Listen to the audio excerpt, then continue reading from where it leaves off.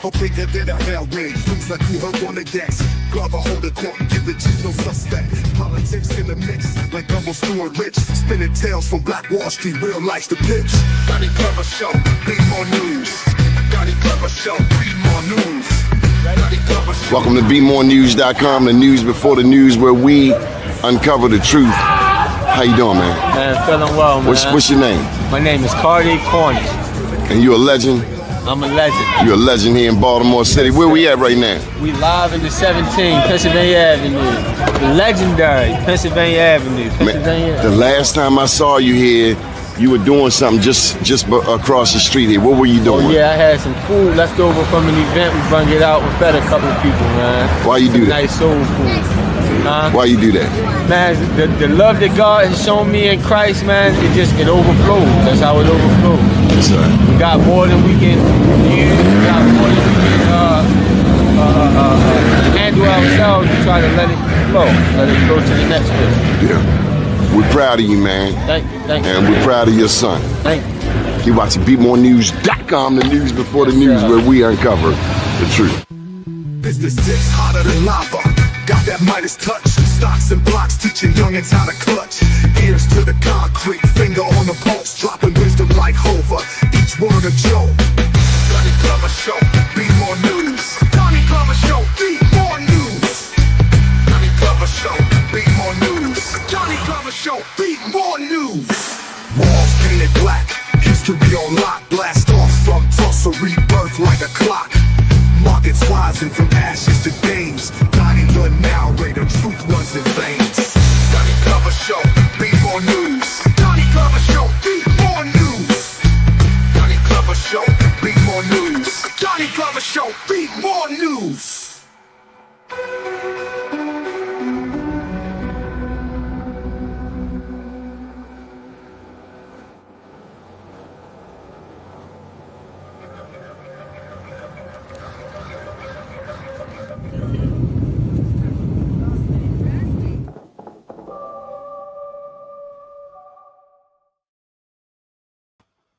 All right. Top of the morning to you. First name's Donnie, last name's Glover. In it to win it for the long haul, baby.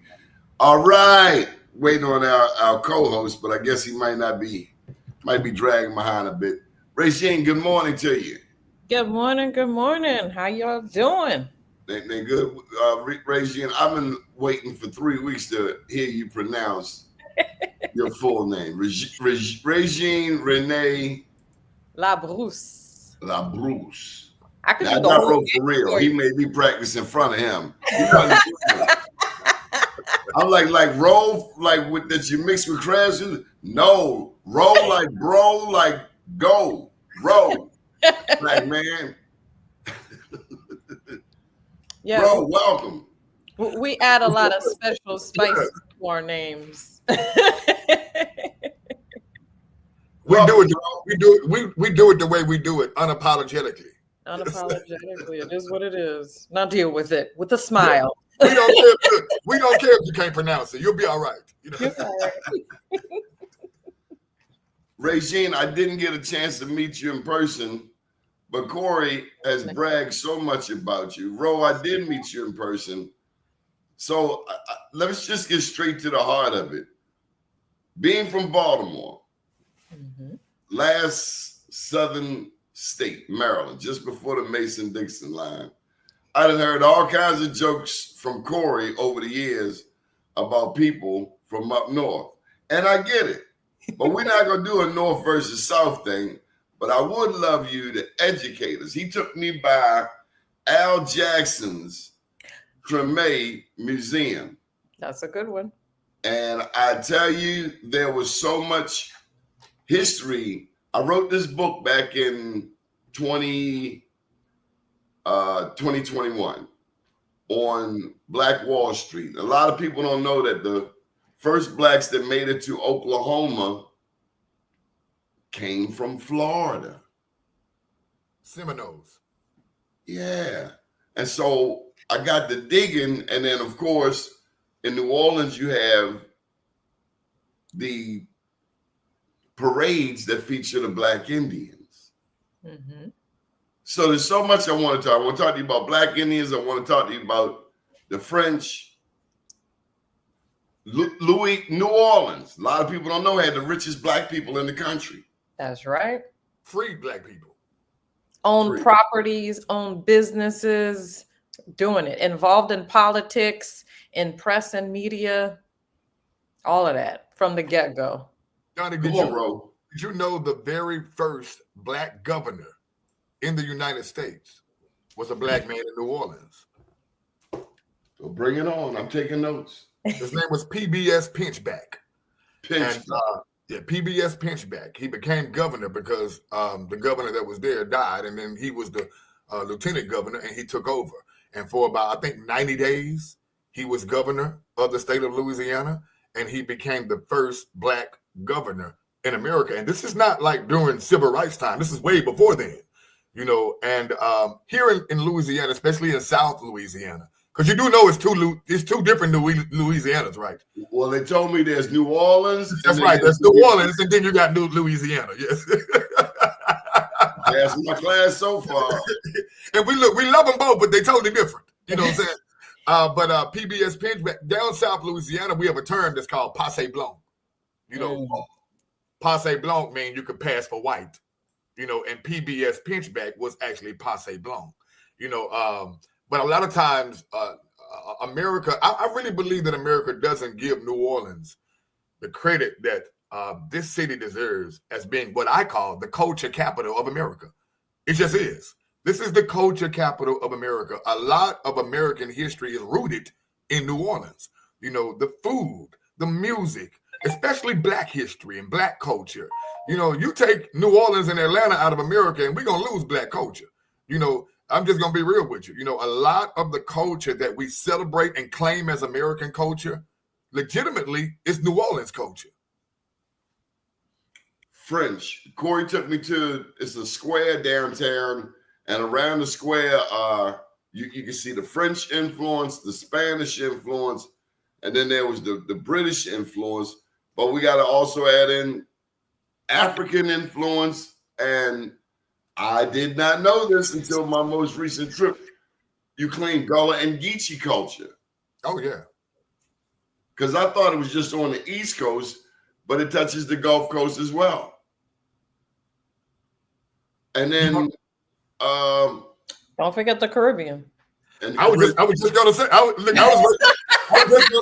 we have a huge Caribbean culture here too. You know, it's very huge. Even to this day, so New Orleans is separated by water. Technically, we are an island. You know, that's what they said. Now, what water? Well, you can't get into New Orleans from any side without going over water. That makes us technically an island. An island geographically is a body of land surrounded by water. On one side of New Orleans is the Mississippi River. On the other side of New Orleans is Lake Pontchartrain. And then right behind us is the Gulf of Mexico. You know, so this is a huge body of land that's sitting right in the middle of all these large bodies of water. You know, so technically we are an island, which is why we became such a necessity to the Caribbean. You know, people were brought here from Puerto Rico and from those areas, you know, and they kind of migrated here, especially during the time of slavery and colonization. You know, but this area right here, the reason you take any island, you take let's take Puerto Rico, take Hawaii, take any one of the islands that you're very familiar with. These islands have their own culture. One of the reasons that they have their own culture is because when you're secluded or isolated from everything else, you tend to do things your way. You don't have there's no pressure for you to be like the people on the other side because you're in your own zone, in your own little environment. And so you create your own way of life. New Orleans is that same way. You know, I was in a bar here not too long ago, and it's a bar in a restaurant, and they had the movie Girls Trip on BET. And when I first walked in the bar, I saw the BET logo on the bottom of the screen. But what I saw was, no, Donnie ain't taking phone calls while we on the interview. You know what I'm saying? You got to be a millionaire to do that. You know what I'm saying?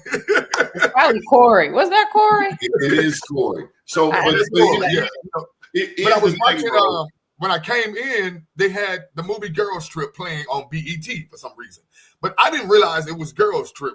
I just saw the BET logo on the bottom of the screen. But the part they were showing were people tap dancing and on Bourbon Street, and they were showing the Indians and all of that. And I'm like, okay, what is BET doing in New Orleans? And all of a sudden I see Queen Latifah and Jada Pinkett and Tiffany. I said, oh, it's Girls Trip. But what it made me realize is this culture here in this city is unlike Chicago. It's unlike New York. It is unlike Baltimore. It is unlike Los Angeles. It is very, very unique. Those cities have their own cultures. This is an original, unique culture that is unique to this particular city, that you won't find the things that happen here in other cities. You know, you'll find the big buildings like any other city in all your major cities. You'll find, you know, the typical things you see in large cities in all your large cities. But this unique culture, you just can't copy it. It can't be duplicated. It is really unique to New Orleans. So one thing, Regine, I gotta do this transition. We've talked about the French. We've touched on French, Spanish, British, Caribbean, African. You represent a piece of New Orleans history that is so essential to Black Wall Street. Something a lot of us have no idea about. And it is the country where the only successful ousting, it was more than an insurrection, it was an ousting of the former European powers. And it takes me straight to, I got a new book coming out that's going to be talking about Burkina Faso. Right now, Ro, over in West Africa, Burkina Faso, Niger, Mali, Francophone countries, they're teaming up, they're working together, and they're ousting the European powers that have had their foot on Black necks for 200-300 years. But Regine, you represent Haiti.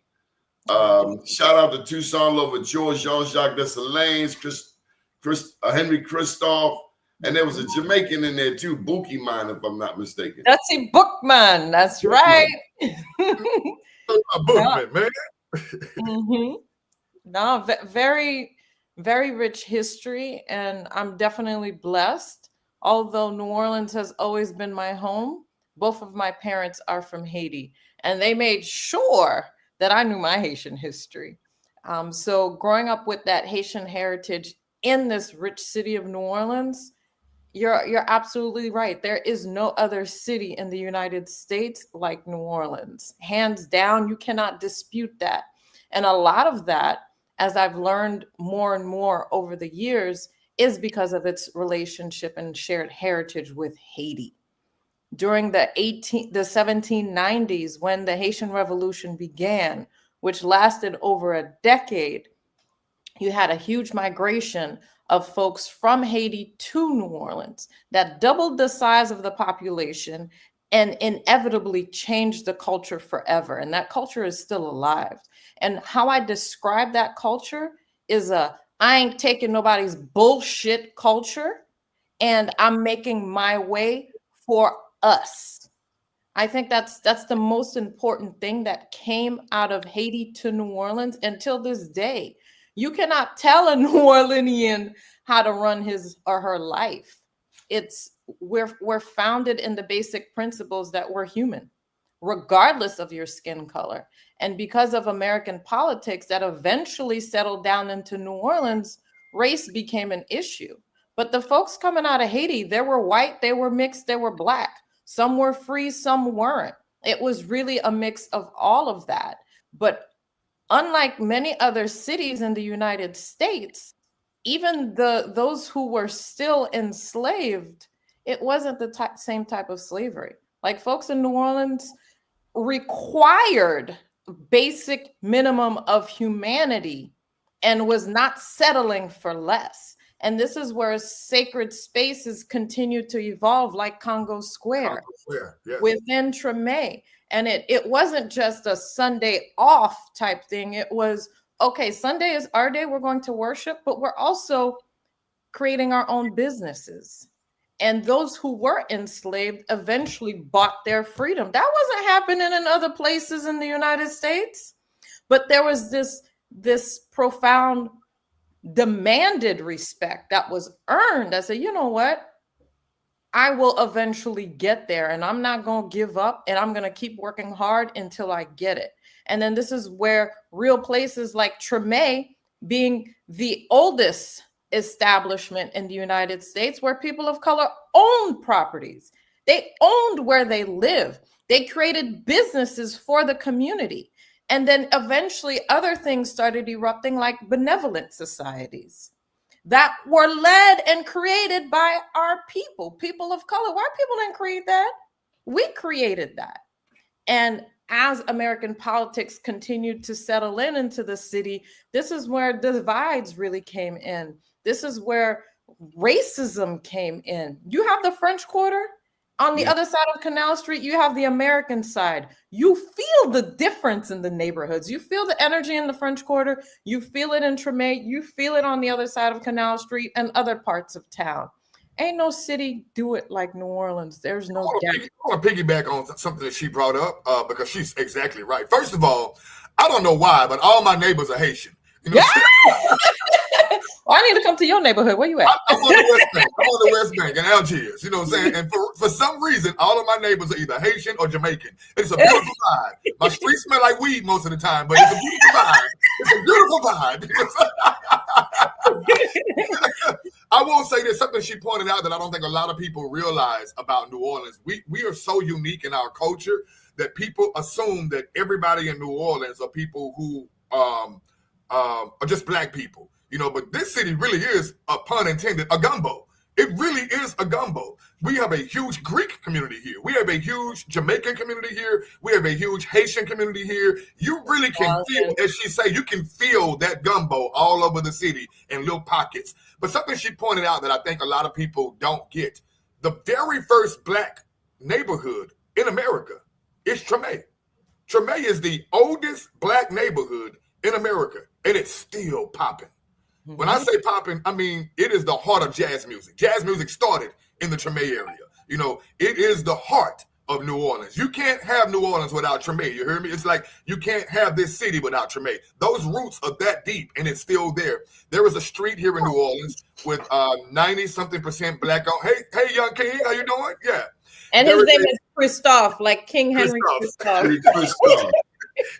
There is a street here in New Orleans. It's called Bayou Road. Bayou Road is full of nothing but black businesses. It's our Black Wall Street, you know, and it is Bayou Road is older than New Orleans. Bayou Road was actually set up before New Orleans actually became a city, you know, before it officially became a city in the United States. You know, that little area was already there, and it still exists today. One of the oldest running black bookstores in Louisiana is on Bayou Road right now, you know, the Community Book Center. You know, and there's so many black businesses in that area. I think sometimes people, they look over just how rich New Orleans is with black history, African culture, you know, and it's here. It's like when you walk in this city, you feel it. I mean, I've had people to come here from other places like, bruh, I love it here. Like, it feels like freedom in my pocket. Like, I love it here. Like, the music, the culture, the food, it feels like I'm in black heaven here. And it really is like that with the struggle now. Because we struggle like everybody else. Yeah, we do. We struggle like anybody else. I don't want to make nobody think that New Orleans is this safe haven where you can come here and you ain't going to have no problems. No, we have problems like any other city in the United States. But one thing I will say about New Orleans is, even with those struggles, baby, we party through it. We celebrate through it. We eat through it. We get together and we second line through it. And we take those problems and we turn pain into something great, you know, and that's how we hold ourselves together. Regime, when the Haitian so-called immigrants were coming across the border, it was about 3 years ago. I saw these graphic images of men on horseback greeting the Haitians. Fast forward through today, and you see people from South Africa getting a pass to come here to escape the retribution some were receiving from indigenous peoples in Africa who got sick and tired of their dumb sugar, honey, and iced tea. I'm trying not to cuss because people are watching. But how did you feel when you saw the Haitians being greeted by men on horseback with whips when white immigrants come across a border with no problem? They got a welcoming party. They got a welcoming party when they came. I think what we're seeing in America today is the ugliness, which has always existed here, unfortunately, and it's white supremacy. It's in our faces more than ever. Honestly, truthfully, it's there, and it's as it is. So when you see something like that happening, you're like, ooh, that's that ugly America that Hollywood has done an amazing job at making people not see. But that's what it is. That's what it's always been. And you would have been foolish to believe that that wasn't so. Unfortunately, America for centuries has been one that has, let's say, put on a show, but behind the scenes has always mistreated people of color. And it's not just Black people, it's all kinds of people. And Haiti is a nation that people try to underestimate the power of what our ancestors did back in the 1700s. And I say our ancestors because the majority of New Orleanians and those outside of New Orleans actually have an ancestor from Haiti, from Saint-Domingue at some point. It's in our DNA. So it's ours. What our ancestors did, they didn't do it just for Haitians. What they did changed the world. It challenged a global economy. It wasn't just the some people try to underestimate it or downplay it is the right word. That, oh yeah, it's the second republic in the Western Hemisphere. Nah, it's the first Black republic in the whole wide world. Come on, Like, sis.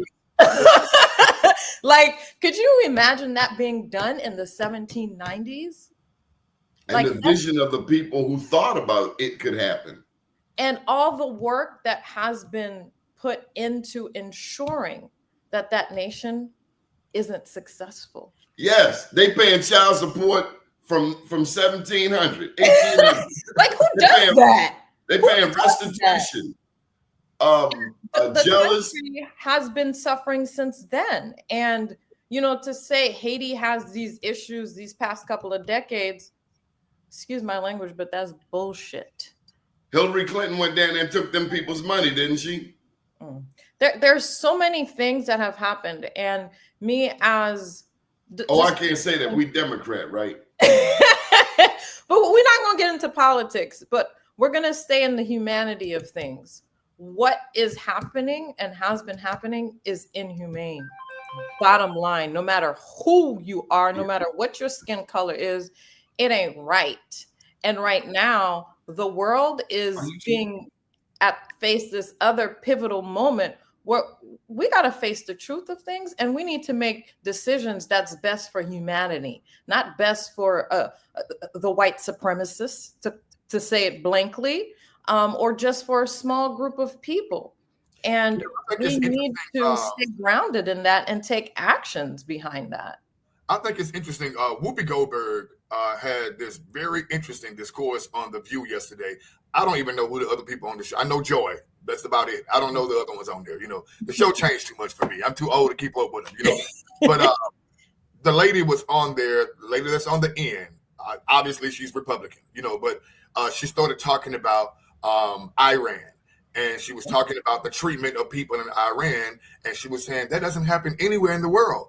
And Whoopi was like, Black people go through that every day right here in America. And they got into this heated discourse.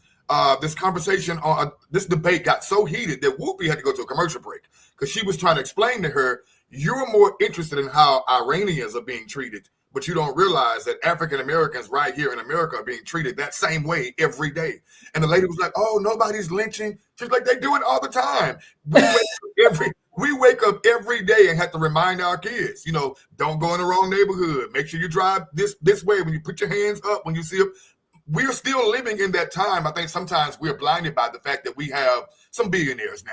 You know, we have some black successful people now, and sometimes we get blinded by the appearance of wealth that we don't realize that we are still in those chains in a certain way when it comes to the mentality of America. They still, this country still views us as second-class citizens. And just because we got a Tyler Perry or an Oprah doesn't mean we have arrived. You know, some of us are better off than we were back then, but look at what's happening to Tyler Perry right now. You know what I'm saying? Look at what's happening right now. So there's always a reminder that you are still one of them. You know, bro, the term was used, white supremacy. Ray Jean introduced that term. Is it white supremacy or is it the perception of white supremacy? What do you mean? Because my mother told me, and my mother was as fair as they come, my daddy was as dark as they come. She said, nobody's better than you and you ain't better than nobody. So when I hear the term white supremacy, that's what they think of themselves. Or no, that's what they tell themselves based on false information. Because true information is the oldest person on the planet, the oldest DNA on the planet comes from Africa. So this person can think what they want of themselves. And in America, where we're only 15% of the population, they can believe that. But when you put it on all even territory, all of that rigmarole goes out the window. Because first of all, you find out that everybody is African. So how can you be superior to your father or your mother? Well, I think white supremacy is a state of being. A white supremacist is a person who believes that state of being. You know, are they really supreme? No, I'm not saying they are. I'm saying that's what they believe. I'm saying correct. That's what they believe. That's not what they are. I agree with you. You know, so I don't. First of all, let me say this. You know, there's a guy who's going viral right now on the internet, a white guy. He's sitting in his car. I don't know his name. I should know his name because he's definitely invited to the cookout. You know, but he said on his video, he's in his car, he's crying. He's saying today's Juneteenth and white people need to wake up for the way that they've been treated. And he admitted, he said, me and most of my white friends, we were subliminally taught white supremacy from kids growing up. She says, it's not like somebody sits you down in the living room and say, hey, this is white supremacy. Let's unpack that. What makes them think they are supreme? Is it how they get treated when they go in the store? Because what I see is everybody trying to emulate the black woman, from her lips to her body to her sway to her song. Everybody wants to be her, but then you're going to tell her that she's not enough. Let me clear up what I was saying, because I don't want to misinterpret the guy. You know, what he was saying was nobody sits us down in the kitchen and say, here's how to be a white supremacist. He said, but as a kid, you grow up listening to your parents talk about other people. You grow up seeing their views, hearing their views about other people. And from a white kid on up, you start adapting. And you start adopting those same perspectives. And before you know it, you think that way. Now, to answer your question, and by the way, he cried and he was like, look, white people need to wake up. The way we've been treating black people all these years, and he admitted, he said, this country would not be where it is right now without black people. He said, here's a good way to answer your question, because in the guy's video, he said, everything we want, we go out and make it happen. We stopped them from doing it. Says we didn't want them to be around us, so we segregated them. Then they start their own cities. We get jealous and burn their cities down. You know, and so I guess white supremacy, whether we agree if it's right or not, because it's not right, you know, but they have the freedom to switch when they want to and just change when they want to and change the rules and change the game. But there's a thing, bro, called karma. Karma's real.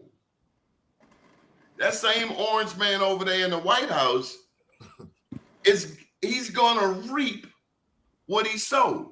Corey, welcome to the show. You started this mess. Say hello. What's up with you? How you doing? Yo, I am talking about my boy. You know. I hope you're not talking about the orange man is your boy. Oh my God, I forgot. I hope you're not talking about the orange man is his boy. You know, I like Trump. Orange man. Everybody know I like Trump, man. Yeah, man. You about to get me put out of Baltimore. Racine, I wanted you to know here in Baltimore, we have what is called Maryland crab soup. I love your gumbo. Matter of fact, I just waxed off the last of that vegan gumbo. It was a 50 fake out because I thought I had meat in that damn thing the whole time. Corey tricked you. Yeah, he tricked me. But we got Maryland crab soup. You ever come to Baltimore, we're going to get you a cup of Maryland crab soup and a jumbo lump. Oh, for sure. I used to live in D.C. when I was with State Department.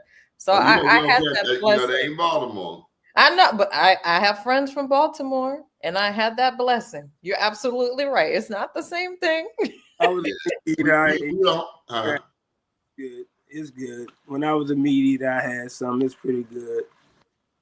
Then they're tricking people, Corey. Tell them about you fat vegans. Tell them about the Black Wall Street event. Oh, man, listen, I was looking at the footage last night. It's almost finished being edited. So we got 2 more places to add to the footage, and then you will have it to put it up. So, yeah, man, it was nice.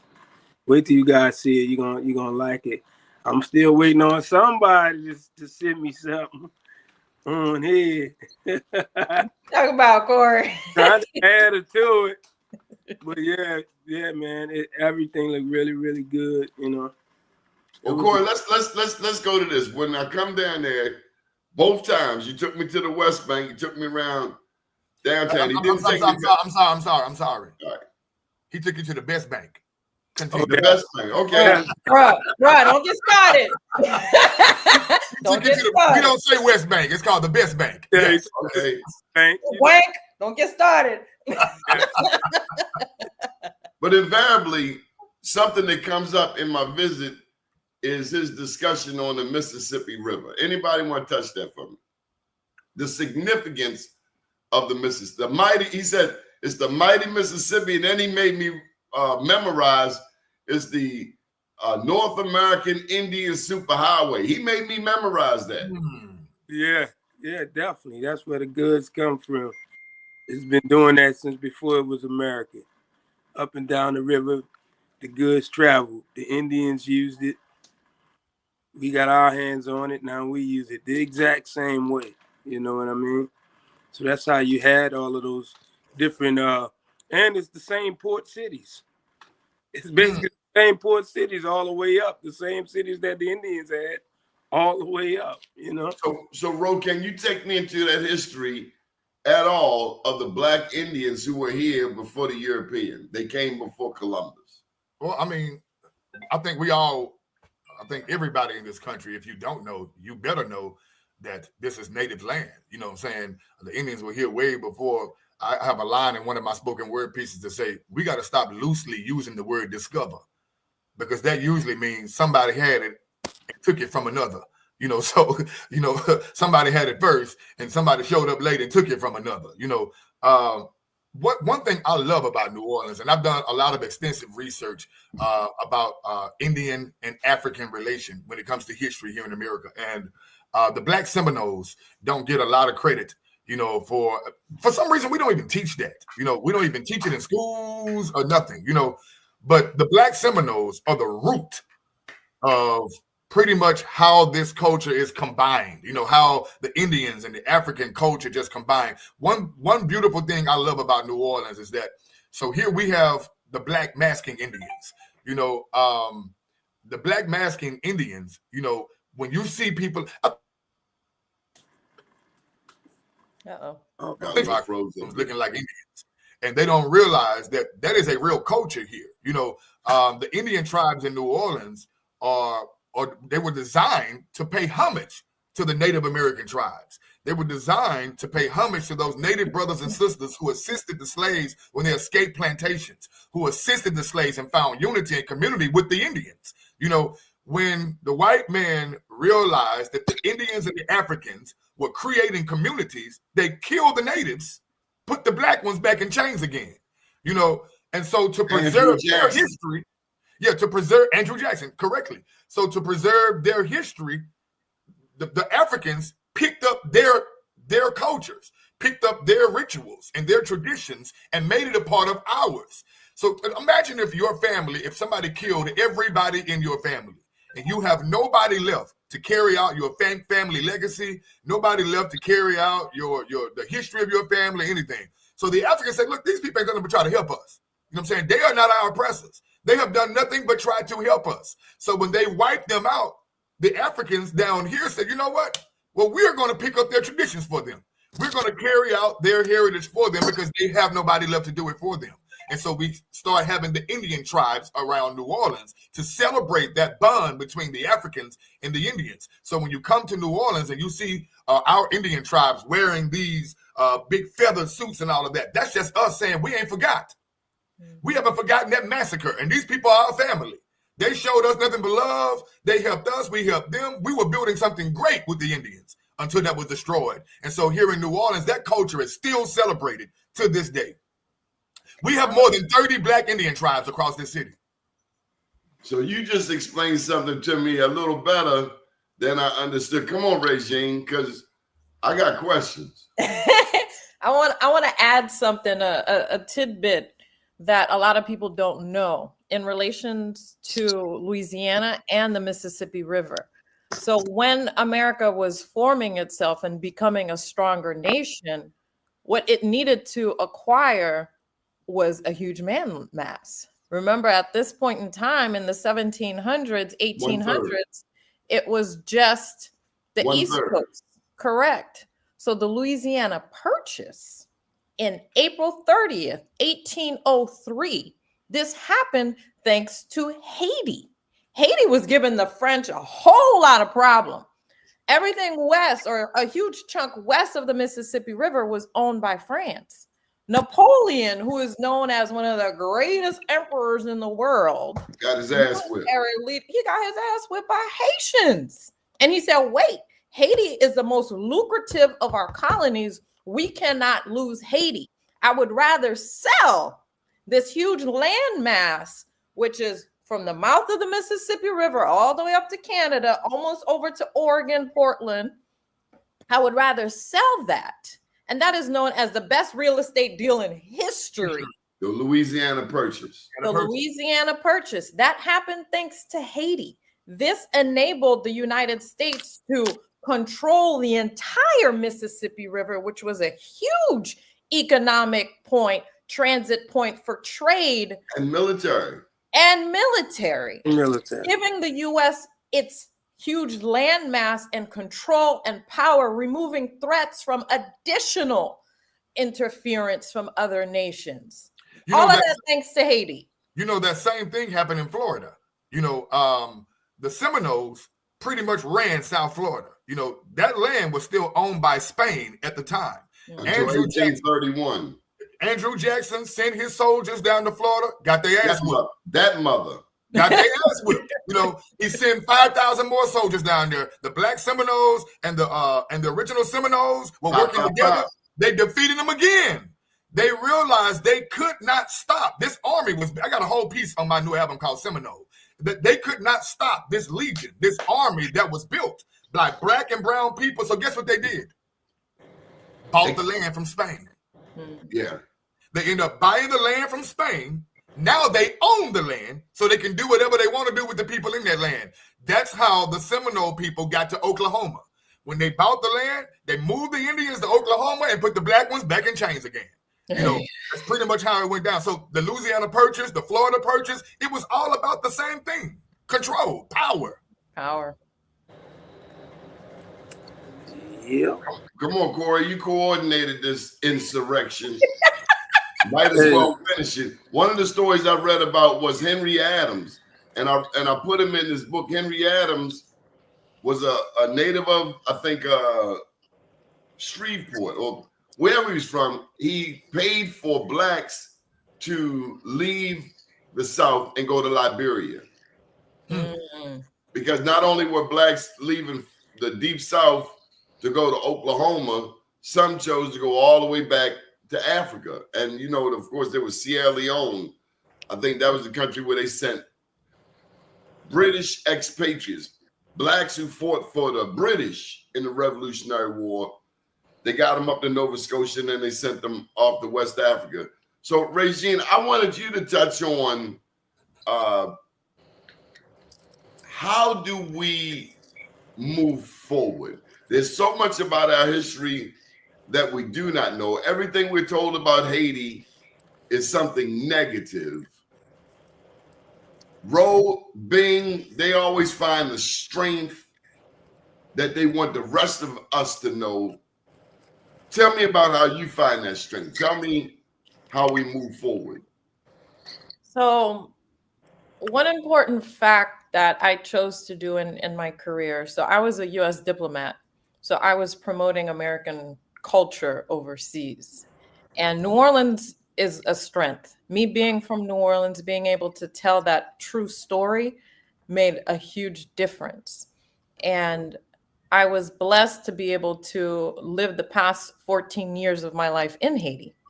And so I experienced Haiti, which I think is probably a dream of so many Haitian Americans who don't have that opportunity. And so with those experiences, what I've done is created a foundation in New Orleans called Revive Haiti. And its purpose, its mission is to, one, build bridges between cultural institutions in New Orleans, because we got a lot of them and they're amazing, and bridge them with Haitian culture bearers and Haitian cultural institutions. Haiti does not have a strong cultural diplomacy program. The government is weak. We know that. They're not going to spend any money on cultural programming. So what we've built is a citizens-led cultural diplomacy effort. What you see now, thanks to movements like Black Lives Matter, for example, and so many other initiatives within the African American community that they've been leading, you have people that finally realize, we've been fed a bunch of lies about Haiti. What we see on the surface is BS. Who is best placed to tell the real story on Haiti? Haitians.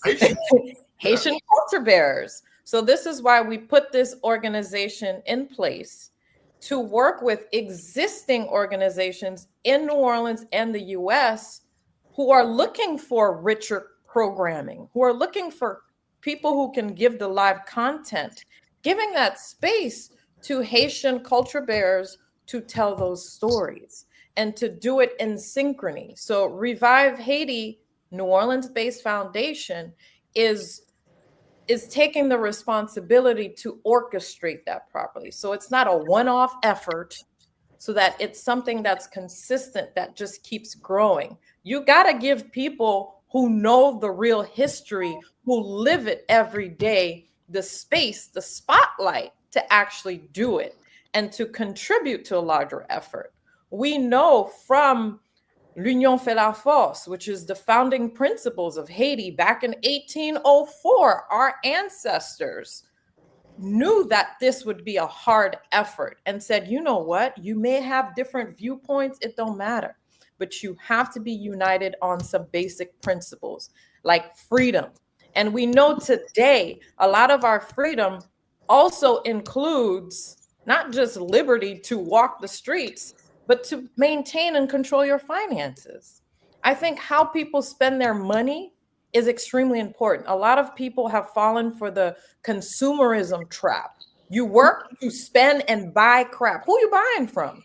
Is that company you buying from doing anything for your people, doing anything for your community? So it's a combination of being able to redirect how we spend our money and making sure that it's helping entrepreneurs who share values with us so that they can keep rising. Our people used to do this in the 1800s. I want to tell you something, Ms. LaBruce. Mm-hmm. I watched Roe institute a nonprofit right outside of Two Fat Vegans. This lady came up. Now I'm from Baltimore. We used to people who ain't feeling 100% coming off on us like they clearly not feeling 100%. But Roe was real cool. The lady came up with this line that she was a shaman and she had the little lines on her. And Roe wasn't phased at all. It was almost like, yeah, I done heard this story before, but give me another one. But she said she was hungry. Mm-hmm. I watched Roe cash app that lady some money. Mm. That's Baltimore. If you fall down, I've seen it in New York City. If you fall down, somebody will pick you up. Why you pick up, bro? Because one of my favorite movies of all time is New Jack City, and the theme of that city is "We All We Got." You know what I'm saying? the There theme you of go. the movie is "We All We Got." You know, Bro, you went in your pocket. I watched you. But see, it's the God in me. You know, I don't know why anybody else do what they do, but it's God in me. You know, I don't do what I do because I want to do it. My spirit, my physical mind said that ain't my problem. But it is your problem. You know what I'm saying? We all we got. You know, if I can, I want to ask Regine something. Yes. Listen, I'm pretty sure there are migrations of Haitians in a lot of cities in America. But there is a huge migration of Haitians in New Orleans. And I want to know, like, when you go to Haiti, like, what's the contrast? What's the likeness? Because some of the Haitians in my neighborhood, when I talk to them, they say, man, this feels just like being in Haiti. You know, I mean, what do people in Haiti feel about New Orleans? Like, or is there like a little a message there, or a comment? Is there little Nola in Haiti? People say, man, if you want to go to the U.S., go to New Orleans. It's a whole community of us there. You know, like, what do people say in Haiti about New Orleans that makes New Orleans so attractive when they want to migrate to the States, to the mainland? Like, what makes them choose New Orleans so much? You may think there are a lot of Haitians in New Orleans because, well, New Orleans is a small city compared to many other U.S. states, but it's not a lot. And in Haiti, on the island proper, very few of them actually know about New Orleans. I mean, I was New Orleans' biggest ambassador. It's unbelievable, because I mean, so many are over here by me. They take over the West Bank. Education, access to education, access to information regime. It's not part of the classes out there. They don't learn about New Orleans. Why would they learn about New Orleans history? We have to make that happen. So that's part of the work that we're doing with Revive IET, and why it's so important to have partnerships with institutions in Haiti. Because if more Haitians knew about that shared history, my God, like, we would be able to unleash so many additional great things. It's not common practice. Only those who have attained a certain level of education would be aware of the links. I think it takes spokespeople like you, because I'll be honest, I really didn't know a lot about Haiti until the 90s. You know, I grew up thinking Haiti was a terrible place, you know, of criminals and savages, whatever, you know, because that's what they manipulate us to believe as kids. You know, it wasn't until the Fugees. Voila. Wyclef educated me on the real. So I think it takes ambassadors like yourself, like Wyclef, like people, culture bearers, man, to really explain the truth about where you're from. You know, because they want us to believe New Orleans is terrible. They want us to believe that any place with people of color is a bad place. You know, but it takes ambassadors to actually speak on those places to let us know it's not what you think. We got hardships like anybody else, but it's not what you think. You know, I saw more poor white people in my trip to New Orleans than I saw poor black people. Oh, absolutely. Oh, yeah. I feel like that's a post-Katrina thing. I see it in my neighborhood in West Baltimore. I see more poor white people running around chasing dope and coke and crack in my neighborhood, in my alley, than I do poor black addicts. You know, I want to shed some light. Sorry, go ahead. I'm sorry. You know, the first time I seen Haiti painted in a positive light on TV was actually on the Cosby Show. Bill Cosby, he always had his Haitian friends, and they always painted Haiti in a good light on the Cosby. Yeah, that was probably the first positive images of Haiti and the Haitian people. The actual Haitian people I saw on TV was on the Cosby Show. Yeah, just add that to it, because I know he said Wyclef and the Fugees, definitely they brought a big light to it. But the first positive, and I believe the Haitians on there were doctors, and you know how Bill Cosby did it. They were all educated people on there. Cosby Show. I mean, we need to realize that every country has different layers, right? It's not just a Haitian phenomenon. It's not just an African American phenomenon. I mean, I'm a third generation college educated woman. My grandfather was born in 1899 in Haiti. He was a doctor. He was the first, he graduated the first medical graduating class in Haiti. And people are like, wait, what?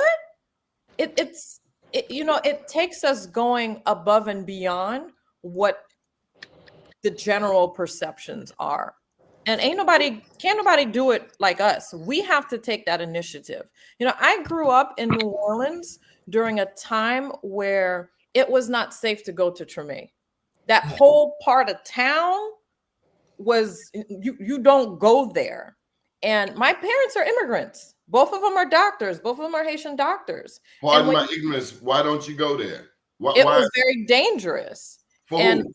For anybody at that point in time. Once they built the interstate that crossed into Treme and it killed that Black businesses there, slowly but surely, crime erupted.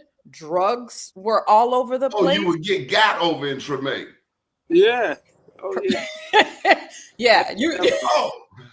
And if you're not from there, if your people aren't from the 6th Ward, from the 7th Ward, if you don't have like family base there, you don't necessarily have a reason to go there. Because my dad was a physician and he gave birth to a lot of babies. He was an OBGYN. A lot of his patients would invite us over for some gumbo, for, those family traditions. And so that was our introduction. Your dad was like, nah, I'm not coming to y'all house. My dad took us. My daddy actually took us. And he was safe. He had a pass. He had a pass. You have to have, if you don't have that pass.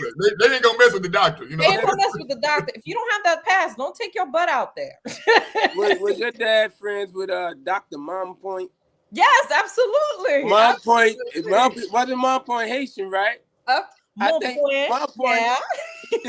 He delivered my babies, man. He delivered so many babies in New Orleans, man. Dr. Mom Point. Yeah, he was an OBGYN too. Yeah, Our family's let me just get this again. Yeah, man. Corey, let me hear you pronounce the name. Mom Point. I think I'm saying it right. No. Don't change it. Now, Regine, how would you say it? Mon Point.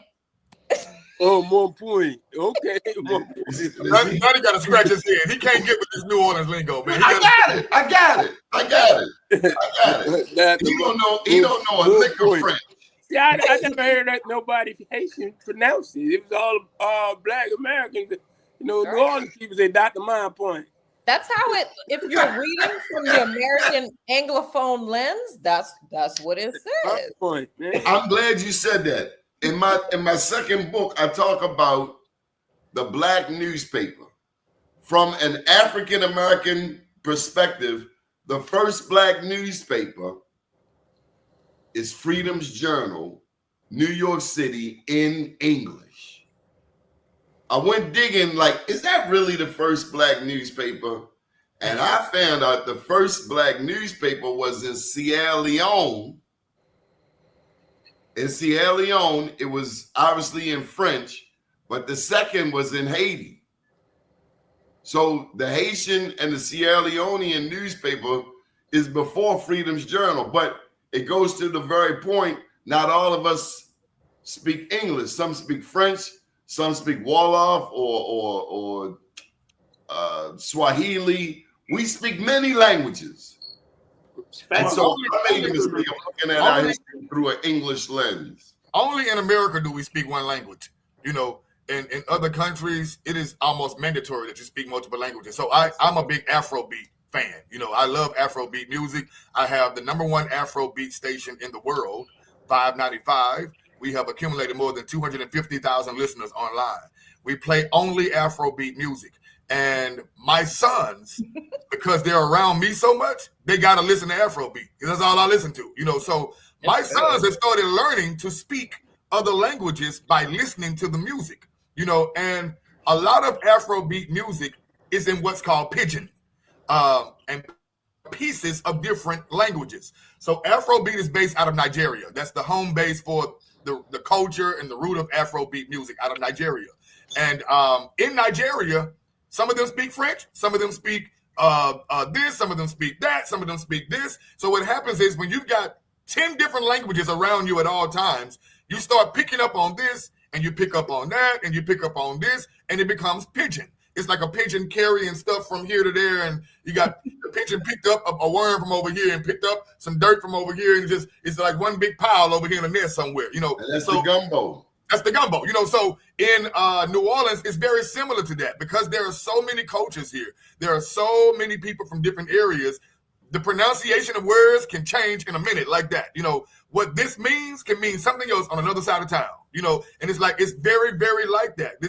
You got to be able to speak street. You got to be able to speak white. You got to be able to speak a little Haitian. You got to know some things in Jamaican. You got to know some things in French. You got to know a little Spanish here in New Orleans because we have all those pockets right here in the city. But I think one of the disservices that we do to our own people, and I'm trying to do better at that. I really can't just say that I can attack all black people. I'm saying I need to do better. You know, there are hundreds of languages in Africa, and we don't speak any, but we claim to be African Americans.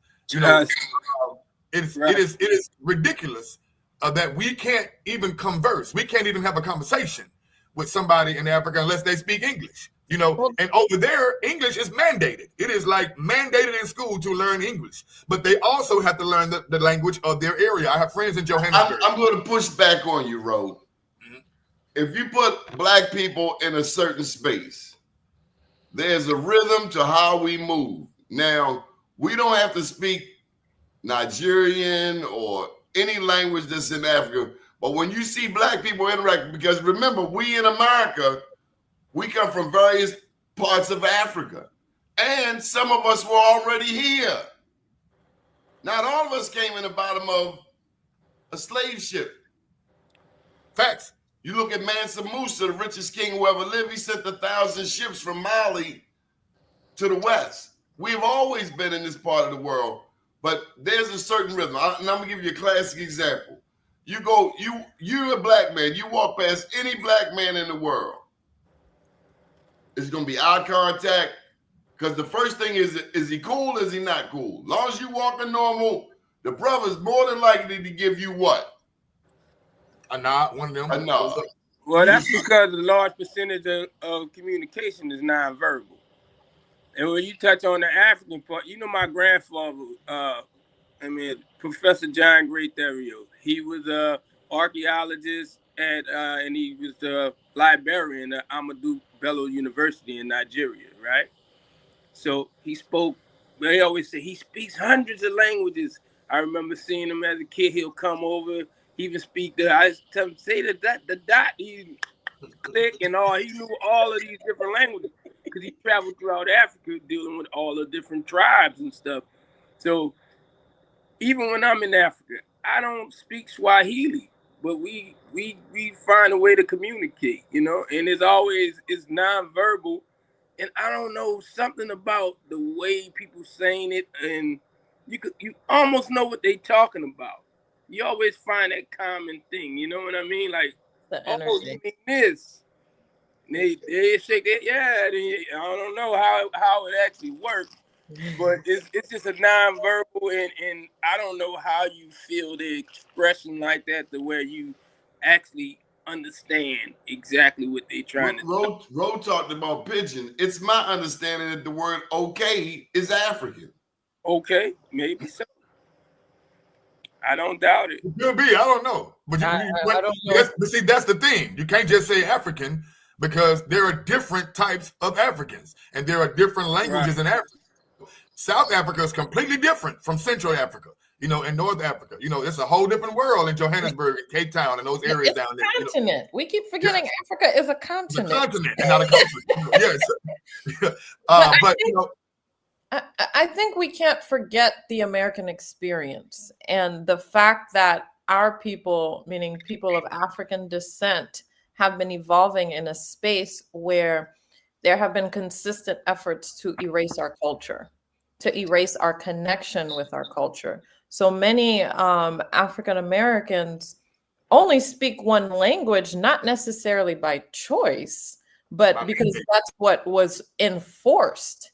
When you look at Louisiana, for example, and Louisiana is really its own place, we've suffered from many waves of You know, Creole in Louisiana and French in Louisiana has been alive for a long time. And there were a lot of efforts to abolish our multilingualism. To ostracize you, to make Correct. you not feel a part of.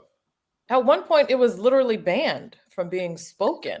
So there's a big disconnect. So growing up in New Orleans, from Haitian parents in our household, my mom insisted that we only spoke French in the household because she wanted to ensure that we were multilingual. And then we spoke Creole with friends because Creole was the fun language. French was the serious, you need to articulate your thoughts. It was the more complex language. And they also put me in a French elementary school.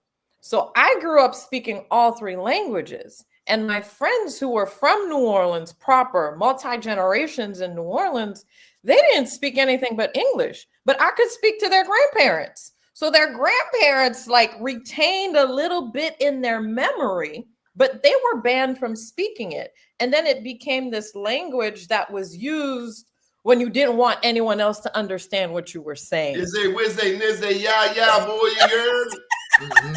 Pig Latin.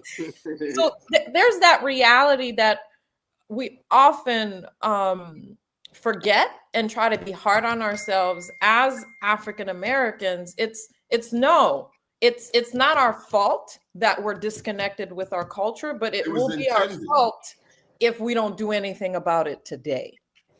You know, here in New Orleans, Donna, you mentioned earlier Congo Square.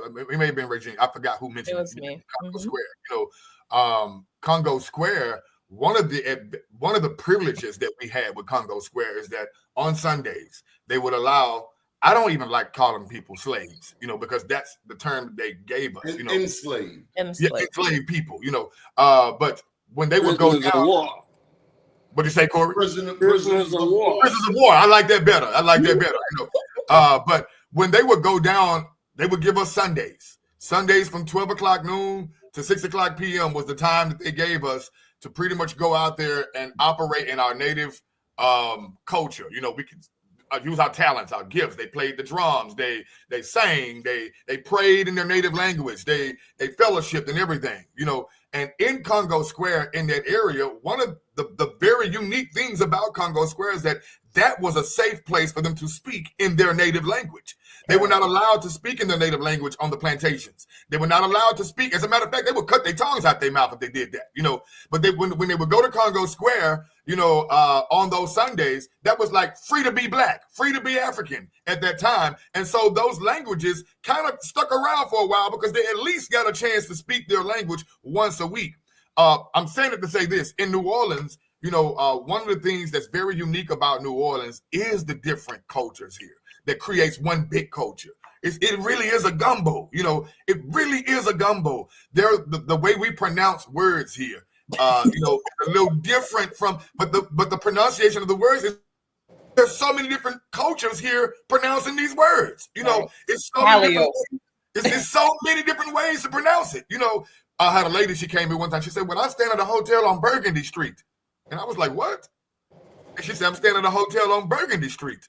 And we went back and forth. And it took me a while to realize she was talking about Burgundy, you know, because even though it's spelled the same way we say Burgundy, you know, nobody can pronounce Chapatulas. You know, I don't care how many times the people who come here from out of the city, they say T'Chapatapatapaloosas. They really can't pronounce it, you know. And it's like there are so many words here like that, so many ways here like that. I've heard people pronounce Treme as stream. Oh, I'm over here in the stream. You know, so, look, it's to the point, even in New Orleans, Danny, we are very specific on how we pronounce New Orleans. Yeah. Right. We can tell if you're really a part of this culture by the way you say the city name. No. See, we don't do that. That's country. New Orleans. New Orleans, we don't do that. We don't say New Orleans. I like when they say Nolens. Nah. Nah, you're not from here. And they're trying to be cool, right? Because they think they're doing it right. Right, they're doing it right. Nolens. No, it's not Nolens, baby. It's not Nolens. I tell you what really funny. Like it's like one word. You know the people from down the bayou when they say it. You know they from down the bayou. You know they from here, but they from down the bayou. How they say it versus somebody from way out of town trying to say it. Well, we know here in Baltimore people who ain't from here who trying to sound cool too. They say, Yeah. I learned this about Baltimore. I used to always say Baltimore, you know, and Baltimore people don't say Baltimore. They say Baltimore. Is a D or no letter at all? What is it, Donnie? I want to hear it the right way. D, Baltimore. If someone tells you they're from Baltimore, at best they from Baltimore County. But if they're from the city, it's either going to be they're going to say Baltimore. It's either going to be a D or there's going to be no consonant at all. Baltimore or Baltimore. You know, that's the thing. Language is living. That's why we know it. There's dead we know language. It like now. You can't fake it. So the living always evolve. It's a living language is living. But Corey tell on himself before he opened his. Well, that's actually, that's why I'm gonna tell you something. That's why I respect, and I know that's why I respect Ebonics. You know how people used to laugh. He's speaking Ebonics. I used to always tell people back in the day, you think it's Ebonics right now, but it's actually a language. You know what I mean? It evolved. Language evolved. You say, oh, Ebonics, you speaking Ebonics. You can, guess what? I watched them pluck certain Ebonic words and throw it in that dictionary. Language live. You cannot stop it. Absolutely. Yeah. New Orleans has introduced words into the American language. We're creative. We're very creative. Nobody was saying bling. No, that wasn't. Bling is a New Orleans term. You know what I'm saying? Nobody was saying new ice on your wrist. That's uptown New Orleans right there. That's Calio. You know what I'm saying? That's uptown New Orleans. That's the hot boys. You know what I'm saying? They introduce Calio, not Calliope. Okay. Right, so Calio. Let me just put this out here to my pure New Orleans audience. Were you upset when Kendrick Lamar got the Super Bowl show? Absolutely. There you go. Absolutely. There you go. What? Absolutely. I went back and no shade to Kendrick Lamar. No shade to Kendrick Lamar. Right. You went back and forth because you love Kendrick too. No. I love Kendrick too. But I didn't go back and forth. I didn't go back and forth. I went back and forth. No, I wanted Wayne. Because let me tell you why I went back and forth. And I was talking to my Miami friends out here telling me, y'all won't understand. So it's the back and forth for me is pride versus purpose. You from New Orleans, you gotta vouch for Lil Wayne.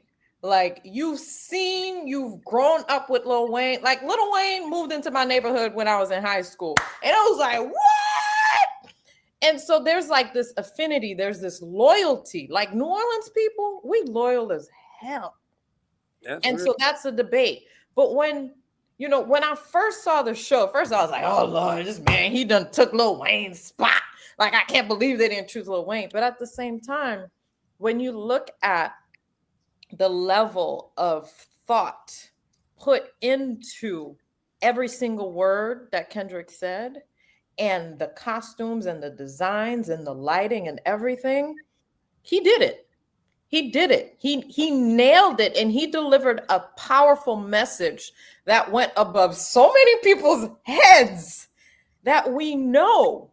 We got to be honest. Lil Wayne's level of creativity and delivery, it's different. It's just different. So here's what people don't get about the Super Bowl. The artist pretty much come up with an idea and they say, this is what I want to do. The Super Bowl has a whole committee that figure out how to bring that to life. That's not all Kendrick Lamar. There's a whole committee of people who say, okay, how do we bring this to life? What's happening right now that's hot? Squid Games was hot on Netflix at the time. You know what I'm saying? The new season had just come out. This is our marketing. Let's figure out how to tie this in with this, and let's do that and still give him his message. They would have done the same thing with Lil Wayne. They would have done the same thing with Beyonce. They would have done the same thing with. I'm not saying it would have been the same, but I'm saying they would have had the same group of people who would have sat around and said, "How do we bring this to life? How do we make this pop?"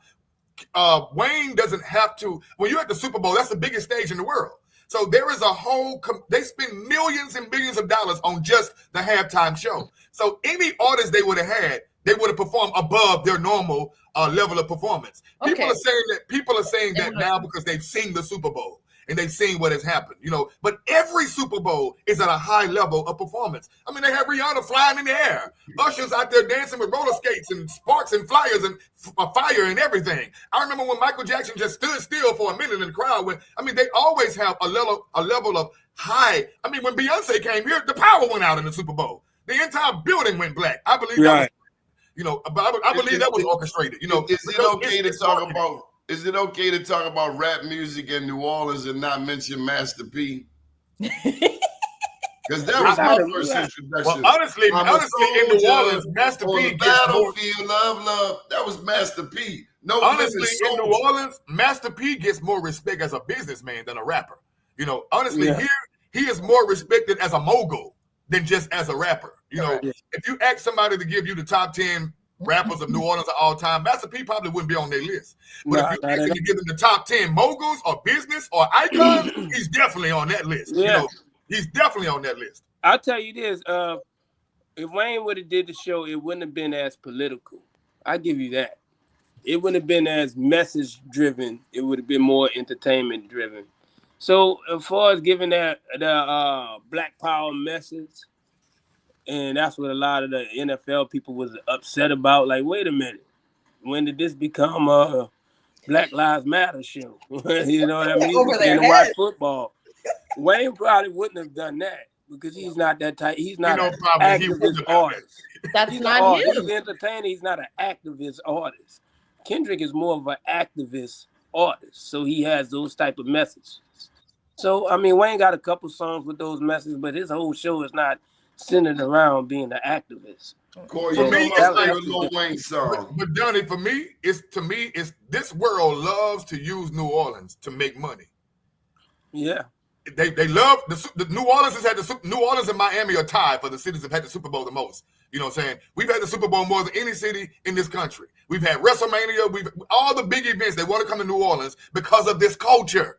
Yeah. But when you come to the city, you want to show Bourbon Street. You want to show the Indians. You want to show all of this, but you don't want to use the people who are from our city and give them their due. That's why we felt offended by it. Wayne has earned it. If it was somebody else, we probably would have said, nah. But Wayne has earned it. He has earned it. That's what would have happened. Instead of showing the activist side, it would have showcased New Orleans and New Orleans culture. And that would have been a little bit better. Wayne would have brought out the grass band. Showcase New Orleans culture. But here's the thing, though, and I'm going to challenge you guys a bit.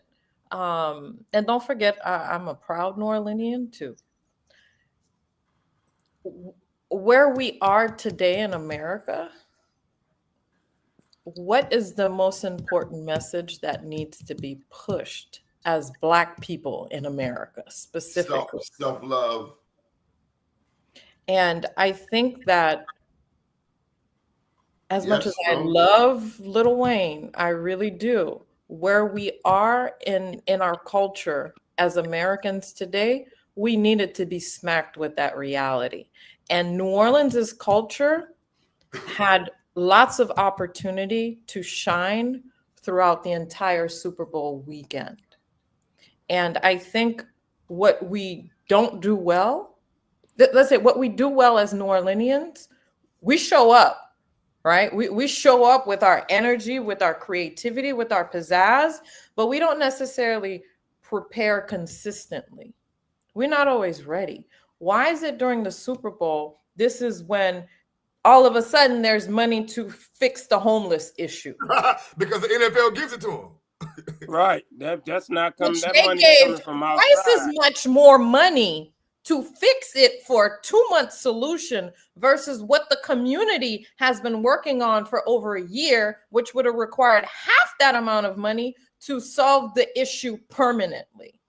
So that's the real BS that happens in our city when we feel pressure to do something for some event that's happening quickly. And all of a sudden there's an influx of money from outside sources to put Band-Aids on versus really addressing our problems consistently. Well, Regine, I got to put you on Front Street. Let me just jump in. I understand that it's happening right now with Essence. They're doing the same thing with Essence right now. You know, you see them cleaning stuff up for Essence. But what's up with voting? I understand the mayor is not from New Orleans. Well, see, this is what people say, and I don't don't know how I feel about that because her people are from here. She spent some time in California, I believe, and then came back. But it's like we don't like to claim people. We like to exclude people, especially when people have problems. They're like, well, she's not really from here. Is she from here or not? Are her people from here? No, is she from here? My understanding is she did do some of her elementary studies in New Orleans. There's a big difference. It's a big difference. Let me ask you this. Because I would think an indigenous person could tell, oh, she don't even know where such and such is. Look, she tried to shut down stuff New Orleans things that was like, wait a minute. Corey, let me ask you this. Let me ask you this, Corey. You know, because one of the things that make Atlanta the size that it is the fact that Atlanta is very welcoming to people who are not from Atlanta. One of the things that makes Los Angeles, Chicago, New York is because they're very welcoming to people who are not from those cities. Those cities have huge populations because people are able to move there, thrive, and make it greater. But there is a thing in New Orleans, and it is real, that if you're not from here, we put a gate in front of you. We put a wall in front of you, you know. And it's very, very hard. And a lot of times we could actually probably grow up. For example, I wasn't born in New Orleans. Now, I'm Louisiana-based all my life. I've been in New Orleans longer than any place I've ever lived. But I wasn't born in New Orleans. And many times I'm often confronted, well, you know, you've been here a long time, but you necessarily ain't from here. I'm like, well, you know, I pay taxes here. My kids were born. My kids grew up here. I'm like, what else do you want? You know what I'm saying? No. It's a problem, guys. It's not. It's a real issue. We do the same thing in Baltimore. We do the same thing. What is crap, guys? We need competent people. Why are we always certain trying to things exclude? that's sensitive, certain things that's critical and sensitive that you may not get if you wasn't entrenched. I don't think it's that she wasn't born here. I think that when she popped up out of California. She went to Xavier. She went to Xavier University. Then she went. You know how many people go to Xavier? But not only that, Corey, she went to Xavier. She served in politics for years before she became the mayor. She was a city councilwoman. She had activists. I mean, so I'm not gonna knock what she's done here. I can't take that from her because she earned the right to run for mayor. But I always wonder, like, I mean, even myself sometimes, we have poets on the scene that are not from here. We have artists that are from DC, from other places that are not from here. And they have a very hard time fitting in because we are very, very, very selective. And there's like a gate here, you know. From people can't help it. And sometimes I find myself doing it, you know. It ain't judgmental. The question is, are you from here? Do you fully me? Yeah, you know that. And look, do you truly understand? Do you truly understand the culture of New Orleans? Corey ain't gonna answer the question. He's not gonna answer the question. Answer what question? Wait, say that again. You ain't gonna answer the question, man. I said, why? Why? We know it happens, but why? Because when you do certain things, people start questioning: do you truly understand the culture of New Orleans? Remember that what she tried? Didn't she try to shut down the second lines? Oh, we gonna stop during COVID, man. That was during COVID, man. Come on, man. Stop it, man. It's things you can't say. You said certain things. No, I think we lucky she did not cancel Mardi Gras that year. Thank you. She wanted to cancel Mardi Gras, but she didn't. The rest of the United States was shut down already, guys. Listen, and like we're like, if that cross your mind, you gonna shut down Mardi Gras. And I know you're not from here. I'm definitely gonna question you. Now, Corey, I will agree with what you. What you talking about? You gonna shut down Mardi Gras? They are dying going to Mardi Gras. Corey, ain't nobody died going. Who died? I will agree with you on one thing. They died going to the second line, and there ain't no COVID. It's bullets, and they still go every time. I would agree with you on one thing. And I think a lot of times, one of the reasons that a lot of people in New Orleans, I'm in many ways, I'm a cultural ambassador of the city. I do museums, I do tours, you know, I speak on behalf of New Orleans around the country, you know. And one of the reasons that I think people really give me a pass, because I wasn't born here. I've been here most of my life, but I wasn't born here. You know, I think one of the reasons that people give me a pass is because of my respect for the culture. You know, people recognize you understand this culture and you're a part of this culture. They see that you ain't trying to change the culture. You're not trying to gentrify the culture. You want us. Yes, We they embrace you. You do get embraced in New Orleans, no matter where you from. They'll say, "How long you been here?" I've been here 8 years. Boy, you from here? You been here that long? You here? You with us? But if you try to change some of the, if you don't stop it, if you don't put that wall up at some point, how do you protect the integrity of New Orleans? Well, that's what's happening now. Listen, now you go through. Now let's go through Uptown right now. Let's go through New Orleans right now. No, go to the Ninth Ward. And I could bring you to multiple restaurants right now that they're gonna say, "Oh yeah, well, it's New Orleans influence, it's Cajun influence, it's this influence." And if you're not from New Orleans and you go there and say, "Oh yeah, I had this in New Orleans," and you tell that to somebody from New Orleans, they be like, "What is that?" we ain't never eat that before. It's because so many people come in, carpetbaggers. I'm gonna say they come in, they stay a little while, they carpetbag, they say, "Oh yeah, I did this with a little Cajun, I did it with New Orleans twist, and this and that," and they change it, and then people come from outside and they think that's what it is. And guess what? If you ain't come to New Orleans before Katrina, you ain't never been to New Orleans. Because it's two different New Orleans. It's two different New Orleans. If you don't know that, you don't know that. If you ain't come to New Orleans before Katrina, you ain't go to the real New Orleans. You came to the New Orleans. Donnie, there's an area here in New Orleans called the Ninth Ward. You got the Ninth Ward and the Lower Nine. The Ninth Ward was the second largest black area in America, second to Harlem. You know, it was just all black. And that's when it ain't even all black no more. You know, that's when it come to water, right? It ain't even all black no more. I mean, the Ninth Ward now got dog parks and bike lanes and Chinese restaurants and all kind of stuff, man. They use Katrina to gentrify it. Hey, ever since niggas said this, a chocolate city and always gonna be a chocolate city, I think eyebrows went up and said, "Oh, that's what you think? We gonna show you better. If you really want to know what really happened to New Orleans, get Ray Nagin's book. I'll tell everybody, get Ray Nagin's book. That man broke this thing down, man. Well, I got a question for all y'all.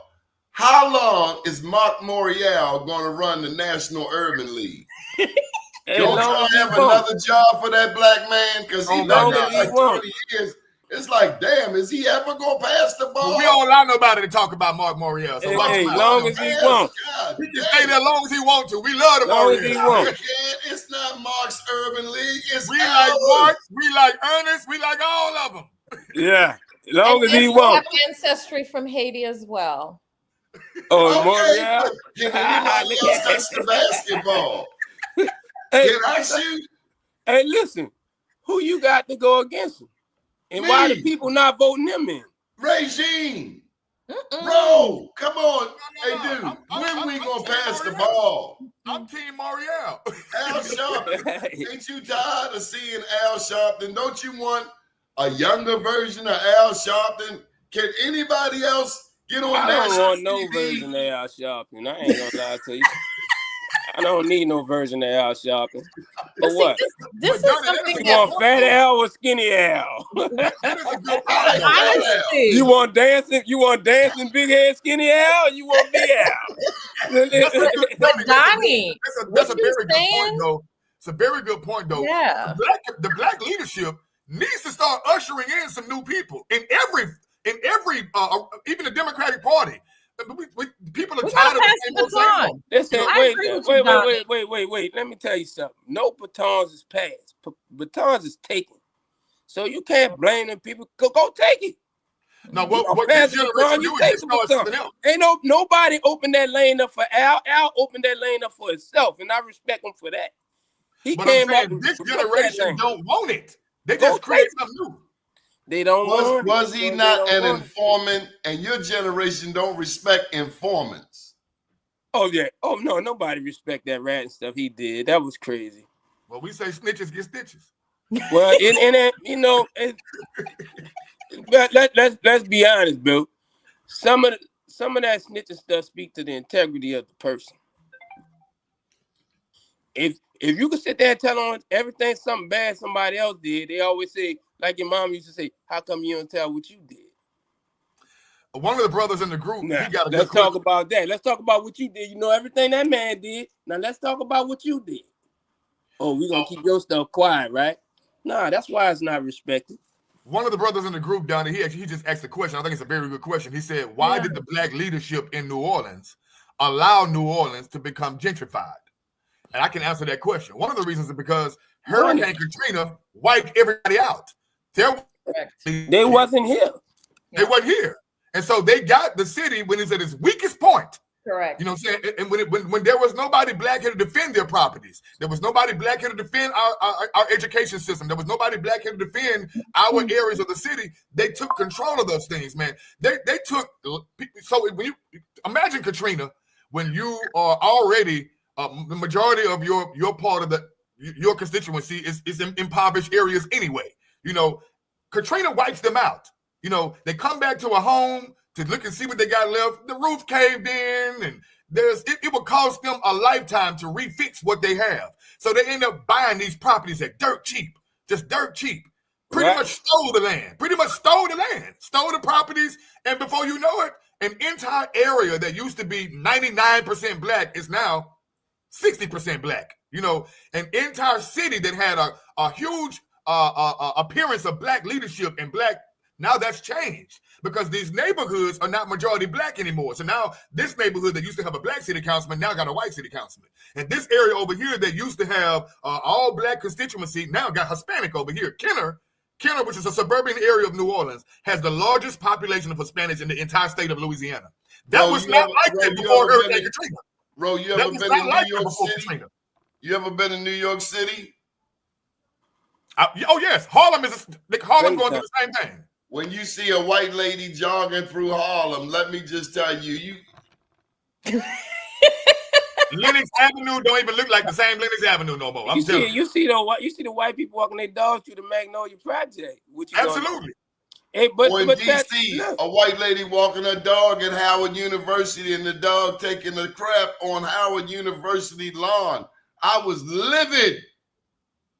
And she didn't have a little baggie with her? No. You know, hey.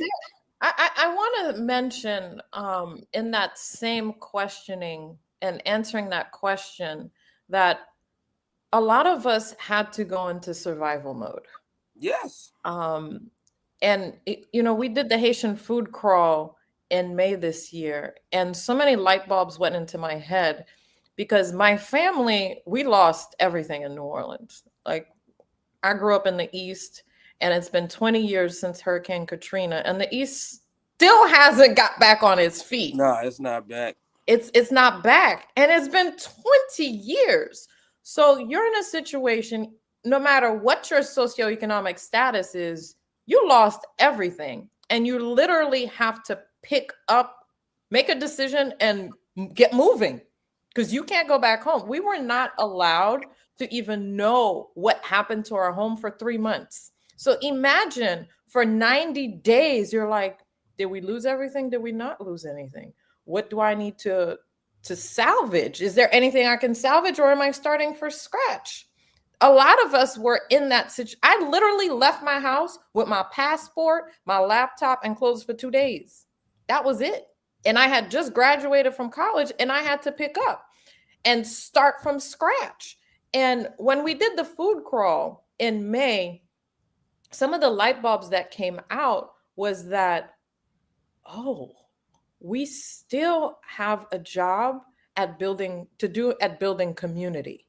Like, there was, for the first time, what happened, you had pre-Katrina New Orleans Haitians and post-Katrina New Orleans Haitians in the same space. And then you had African Americans, we had some Asians, we had some Hispanics, we had some Francophone people. We had all like New Orleanians in the same space honoring our Haitian heritage through food.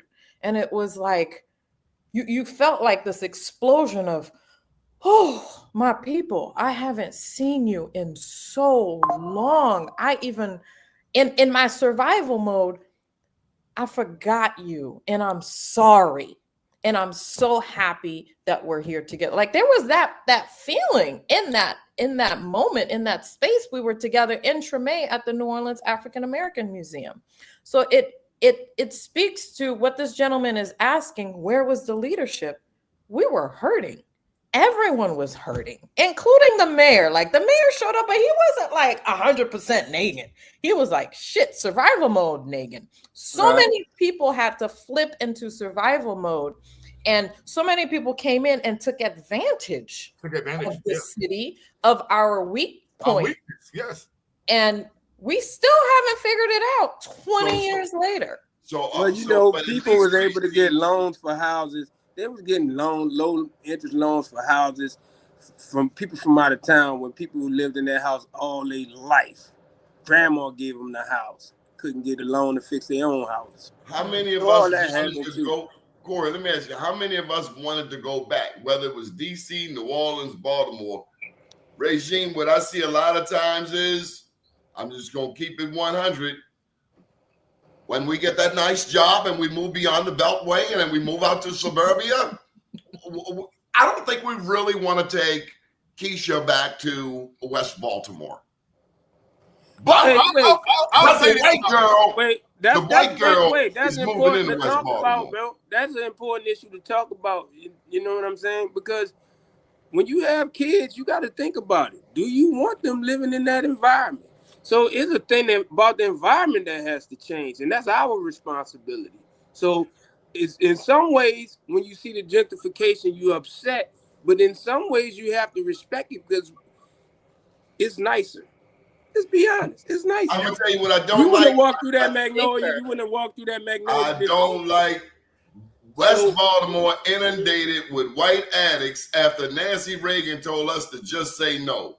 I'm not used to seeing white addicts in my alley talking about you got some spare change. I feel furious because your orange man president then empowered these people. And then he ran. Man, stop that, man. That man there. So you trying to tell me it was no white addicts before Donald Trump?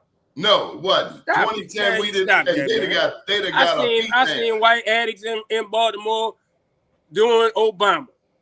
No, you didn't. Yeah, I did. Them white addicts was out. The drug had everybody. Stop it. Drugs caught everybody. The good thing is the black addicts has reduced. Let's celebrate that. The black addicts reduced. So since the black addicts I like the way you stated it. I like the way you said it. The black addicts has reduced, so the white addicts are more pronounced. The white addicts used to be there. It just used to be so many black ones you ain't used to see them. Now the black addicts reduced. Now the white addicts is more pronounced. That drug thing was the same. Donnie, let me say this about the migration after Hurricane Katrina of New Orleanians going to other places. I will say this. The majority, I'm going to say the vast majority wanted to come back. They really did. But when you got to realize this city was shut down for months. It wasn't like a week later or 2 weeks later, everybody come back home. No, it was shut down for months. It was a long time before certain areas even had power. You can literally go down the street at night and go, hey, and you would hear the echo, hey, hey, hey. It was just that. It was dark, very, very dark. Street lights not coming on. No, it took a long time for the streetcars to even start working again. I mean, there were no grocery stores. There were no gas stations. It took a lot. Many people did want to come back, and they tried. They waited. They tried, and they waited. They would come back and see it still was no power, no way to make money, no way to eat. And they would come back again 3 or 4 weeks later and they check, and it still was nothing. All of a sudden, they get a job in Atlanta. All of a sudden, their kids are enrolled in school. Time is gone. Right. Their kids are in school in Houston now, and now they got a job in Houston. They got a job in Atlanta, and they're like, okay, I really do want to go back, but my kids are in school now. These people have found me a good little house. FEMA gave me a little money. I got a new job over here.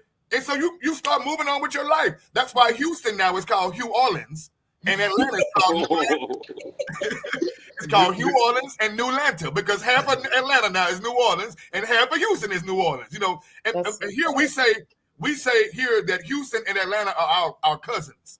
Houston and Atlanta are our cousins because Houston and Atlanta really embraced New Orleans after Hurricane Katrina. A lot of our residents were forced to go to one of those 2 cities, and we went everywhere, but those 2 cities had the highest migration of New Orleanians after Hurricane Katrina. And a lot of them didn't want New Orleans people there. There were fights of people not wanting New Orleans there. The city council didn't want to provide funds and resources, but people went through a lot during that time. And, in America, we sometimes get selective dementia. about what we just went through. I tell people all the time, do y'all realize just 4 years ago we were on lockdown? It ain't been that long. People have already forgotten we were wearing masks just 4 years ago. Couldn't go to restaurants, couldn't go here, and everybody was miserable. Imagine how you felt during COVID, where you couldn't leave out of your house and you couldn't go do this and couldn't go do that. Well, imagine how an entire city feels when they can't even go to their house. They can't even come back to the street their kids were raised on. The families are all over the world, separated. They don't even know where their families are because the cell phones were in the water somewhere. They don't even know how to get in contact with their own kin people. Sometimes we forget just how catastrophic Hurricane Katrina was. These people had to pick up and move on, and they will always love New Orleans. They will always have New Orleans in their heart, but sometimes life just goes on. Life just moves on. When football season starts, if you're in Atlanta when the Saints play the Falcons, it's going to look like a Saints home game. I guarantee you. I guarantee you. It's going to look like a Saints I'm home glad game. you mentioned that because I've been trying to get an answer to this. What does who that mean? Who Who is that say it ain't gonna beat them Saints? Who that, man? You don't know what who that? It's You our know way of what the saying word who mean? who You is know that? what who mean, right? Who? That mean whoever. Who you talking about? That could be anybody. Okay, When you okay. say who that? And Baltimore we tried to be very helpful. Whatever Corey asked, we did. Wasn't no stuff there. Yeah, we're in Baltimore with. Hey, let me tell you something. The people from New Orleans that came to Baltimore, came to Maryland. My family who came, especially in Howard County. Howard County gave them 1 year free housing. That's nice. Now that was 1 year free housing. So you got a year to find out what you want to do. You ain't got to worry. And they were constantly, people find out they was constantly giving them stuff, food or whatever they thought they might need. They was very, very, very helpful and accommodating. But I can't say they did not get the rush. They did not get the rush that Houston and Atlanta got. Houston and Atlanta got an invasion. So it was an invasion, and then when they invaded, they went to war for a little while, and then finally it settled down, and they picked their side where they're going to be at, and they're going to pick their side where they're going to be at, and then they learned to get along somewhat. But you know how New Orleans people are. You know what I mean? I tell you, one of the perfect examples was that Boondocks episode with Lil Wayne, and they came from New Orleans after Katrina and lived with Lil Riley and them on the Boondocks. They was having fun at first. They said, hold up, y'all gotta go. You overstaying your welcome, boo. Y'all got it's time for y'all to go. And I'm sure a lot of people got overwhelmed and it was time for you to go. But the people who actually settled in and found new jobs, it made me, it was a split feeling. Sad that my people lost their thing, but I was happy that because some of those people would have never left New Orleans a day in their life. And right now they got good jobs, good houses, kids got a better education. Man, so it did good for a lot of people. It did bad, but it also did good. I want to wrap this up. There was a common theme that I have heard, and it's love, it's respect. Regine, why don't you take us on home? All right, let's see. So when we think about New Orleans, we have people from New Orleans, no matter how many years you spent there, you learn how to love, okay? And it's this balance of power and love, right? I'm going to quote Adam Kahane because in his book, he talks about when you have too much power, you become dominant. When you have too much love, you get taken advantage of. So I think in New Orleans, we've learned to cultivate this balance of when you need to assert yourself, which is the power, and then when you need to just be love and be loving and be kind.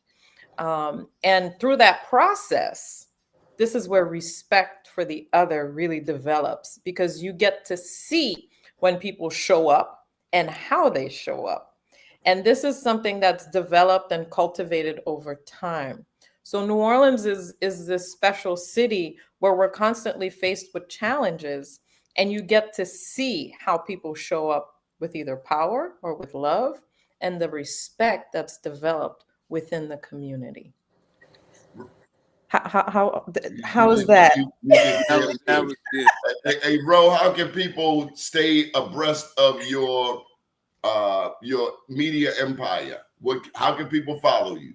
So I have an app, and you can go to your app store. You can go to Apple, the app store on Apple. I don't speak Apple language. I'm an Android person. You know what I'm saying? I don't belittle myself and stoop that low to speak that language. All sin begin with Apple. So even in the Garden of Eden, it was a fruit that messed the world up. You know what I'm saying? So all sin began with Apple products. But no, if you got an iPhone or if you have an Android, you can go to your app store, the app store of Apple, and the Play Store with Android. Look for Parlay, Parlay. Put a period behind it, Parlay period, and that's my app. We have I have my radio station on there. Just everything I do is on there, but Parlay has become a network of people all over the country, actually the world. We have a huge Johannesburg representation on it as well, and Nigeria because of the radio station. But I would just say this. I always try to remind people, man, find the little God in you. Find some God in you. Find some type of humility in yourself and humanity to actually invest that back into humanity. Sometimes I don't do what I do because I want to do it. I do what I do because I feel there's an obligation, there's a responsibility to do these things. I'm pretty sure Regine, sometimes she's tired, but there's a responsibility to do what we do. We are all we got. We really are. We are all we got. I don't believe in bashing nobody, tearing nobody down. Look, when I go to Baltimore, I got friends in Baltimore. When I go to Chicago, I got friends in Chicago. And those people, they welcome me like I'm from there. They cook, take me from the airport, everywhere. We really are a community. And sometimes we forget that. It don't matter if you're in the north, the south, the east, or the west. The black community is a real community. And it's that outer oppression that brings us together. Because we know it doesn't matter if you live in New Orleans or if you live in Atlanta or if you live in Chicago or Baltimore. Guess what? We're all going through the same oppression. We're all going through the same situations, and we all we got. So even if we go at each other on social media, at the end of the day, we love each other, man. It is beautiful to be black. That melanin is so powerful. It is such a beautiful thing to be born black and get to live as a black person in this day and time. It's an honor. Corey's my brother from another mother. His daddy took me to Africa, and that's all it is. And he can talk all the smack he wants. Just give me some gumbo with some meat in it. That damn vegan, you tricked me, boy. Hey, if the trick worked, do you really need the meat? Maybe not, but can I just try and choose for myself? You didn't know what it was. I'm so proud. I'm proud of all of you, and I thank you. And anytime you come to Baltimore, crab soup and crab cakes on me. I'm coming. Jumbo lump. That's the only way to fly. They give you some special jumbo lump. Huh? You tell them, take it back. We don't want it. To Baltimore. No tea. Baltimore. I skipped it. No. I skipped the tea. But there's something there, though. It's like, who that? Baltimore. But before we close out, I want to say, don't forget Revive IET. I see we have quite a few listeners. Big brother Chris has been giving us messages throughout, and lots of folks. So thank you to everyone who's tuned in. Visit www.revive.org.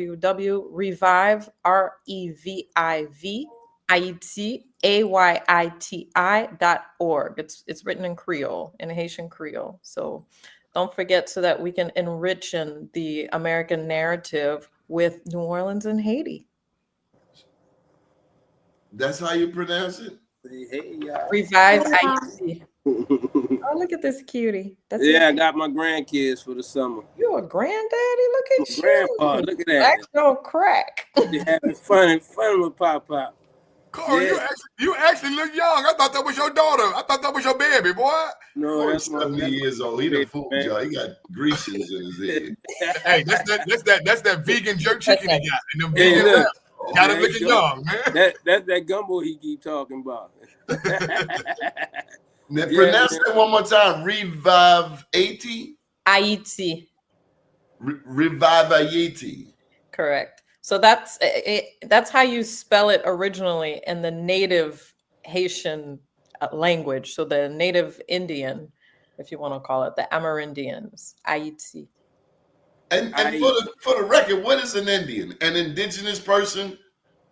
Correct. It's probably not the best term, Indian, thanks to our previous colonizers, but it's the real natives of the island. Because we know Columbus was lost. We know that a black man actually led him to this part of the world.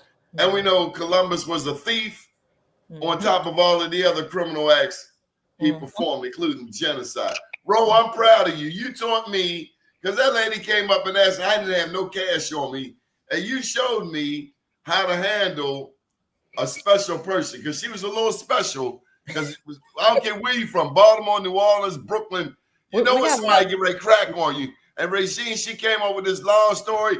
She said, I'm a shaman. She had a little thing, a little dot on her head and all of that. Somebody was giving birth to a child and they needed help for. I'm like, babe, hey, what do you need? He shut it down. What's your cash app? I don't need your story, your theatrics. Oprah episode. Just tell me what you need. You know, what I need food. I said, okay, that's all you had to say. You know, get to the point. You showed me, Ro. And honestly, I can't take all the credit for that because Corey would have done the same thing. Corey would have told her, come on inside and get something to eat. You know, I mean, I've seen him do that with other people, you know, so, I mean, it's just. Been back. Put a plug in for your restaurant. She's been back. The shaman has the shaman has been back. It's been a different story this time. The shaman brought a shaman with her. She has a shaman with her, another shaman with her. Oh, she brought her cousins. Listen. Thanks, Brother Chris. She's brought another shaman with her, and they want to do death readings and all kinds of stuff for sandwiches. Oh, okay. Well, she's trying to work for it now, so that's okay. Right. Oh, okay. So, but give a shout out to Two Fat Vegans. Yeah, can she wash dishes? well, what? Yeah, can the shaman, maybe she gets some of the people she talking to help her washing dishes. I don't want to hang out with them. He's talking about the dead people she talking to. Yeah.